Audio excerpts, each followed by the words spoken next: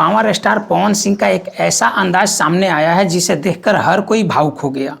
एक तरफ जहां स्टार्स अपनी फिल्मों और गानों को लेकर चर्चा में रहते हैं, वहीं पवन सिंह इस बार बुजुर्गों का आशीर्वाद लेने वृद्धाश्रम पहुंच गए। जी हां, सोशल मीडिया पर तेजी से वायरल हो रहे वीडियो में पवन सिंह वृद्धाश्रम में बुजुर्गों से मिलते, उनका हालचाल पूछते और उनके साथ समय बिताते नजर आ रहे हैं।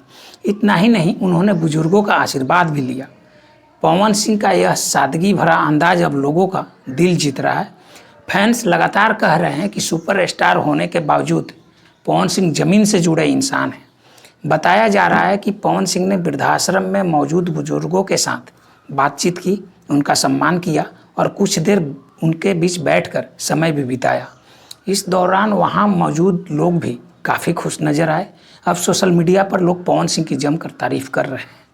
कोई उन्हें संस्कारी बता रहा है तो कोई कह रहा है कि यही असली स्टारडम है। फिलहाल के लिए इतना ही। देखते रहिए फिल्मी लहर।